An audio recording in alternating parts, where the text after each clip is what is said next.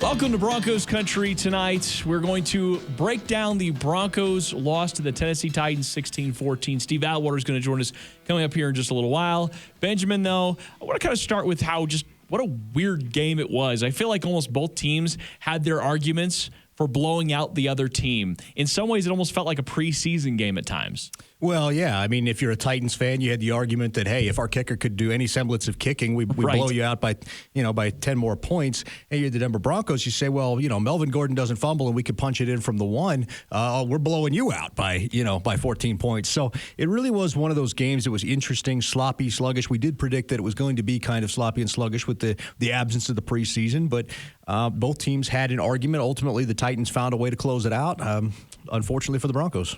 Yeah, I would say all the games over the NFL weekend were sloppy. I mean, all games looked actually pretty close to what you'd expect in the regular season. There were some games where it was higher scoring on the offensive side, less defense, and there were some games like this one, which was much more defensive oriented. Like if you look at just the overall stats on the offensive side of the ball, nothing is really eye-popping for really either side. We can get into some of the positives for the Broncos offense, but in general, as far as the flow goes, I think you're right. I mean, this game did strike from both sides about two teams that are expecting, well, Tennessee's expecting to be really good. The Broncos are expecting to be better. Both teams seemed like they were playing a little bit early preseason form. That's exactly what it looked like. And you saw that on you could go back and look at the tape and you could see Drew Lock missing on the deep passes. I think it was like 0 for 5 for over 20 yards. And you could tell it was timing. You just don't have the timing down. It's a young offense in its first season with no preseason games to kind of tune that stuff up. And you could tell that, the timing is off on some of these things. I look at that game and yeah, it was a gut punch of a loss because you felt like it was a game the Broncos should have won. But there are a lot of positives to take away from that game. There are 4 games now for Vic Fangio that he's lost in his tenure here in the last 30 seconds, which on one hand, if I go glass half full, I say, boy, those are 4 games the Broncos actually probably could have had or maybe should have had. On the other side of that, it becomes the trend, right? The narrative becomes the narrative. So in this case, do you look at this game from an overview saying it's a lot like last year, or do you come back and say, no, there were still some things in this game that I take that are positives that I didn't feel the same way about last year?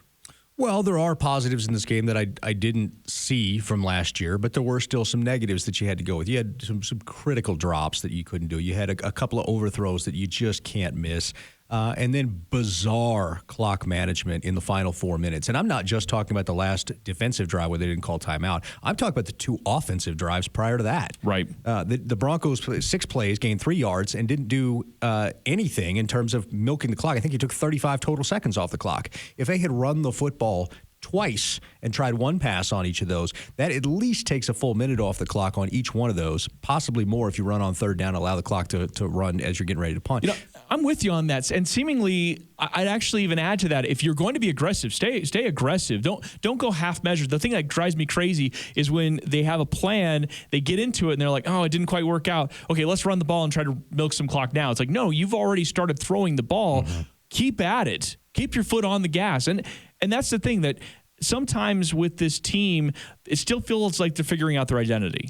A little bit, yeah. I always hate that term identity because that's so nebulous. But it figures out figuring out how they want to attack certain situations. Definitely. If that's your measure of identity, then absolutely, I'm with you. They do. They struggle. This didn't work. Oh, well, then we have to abandon it and go to this other thing. And I'm like, that's not a quick overcorrection almost. Right. You need to be the team that you set out to be, or you need to figure out that that's not working and then never be that again. You can't just sit there and ride the fence. So yeah, I think that they have some things they need to figure out. I think that situational football is something that they really need to focus on going forward, and the timing in the pass game. The run game looked pretty good for the most part. Other than the Gordon fumble, Phil Lindsay looked good. He didn't quite get going the way you wanted before he got hurt, but there were some signs of life there. Melvin Gordon definitely showed some signs of life outside of that fumble.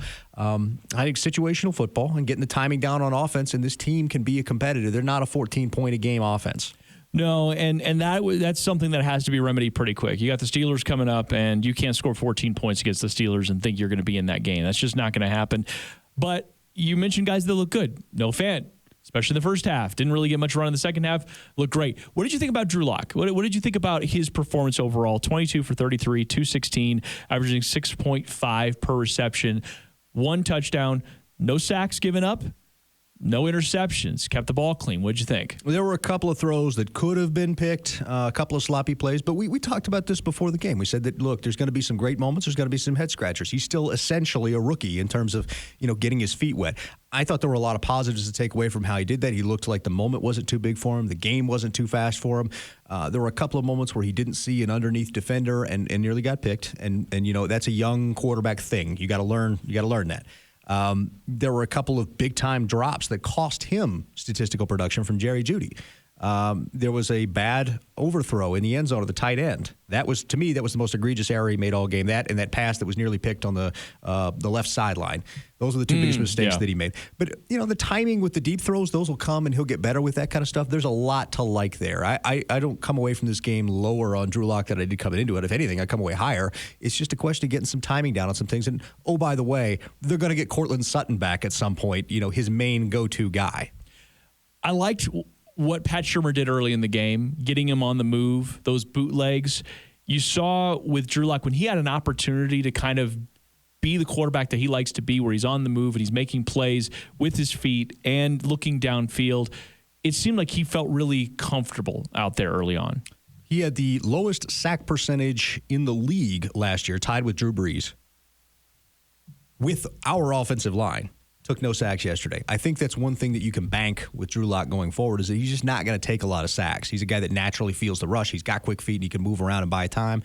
And he's not afraid. I like what you said. Pat Shurmur, get him out on the boot. Yeah, that's the play du jour right now in the NFL is run left, boot right, which was the old Shanahan staple, if you remember when Mike Shanahan first started. But it's something where I think that they can improve on. I think there's a lot to like, and we'll see if they can do that going forward.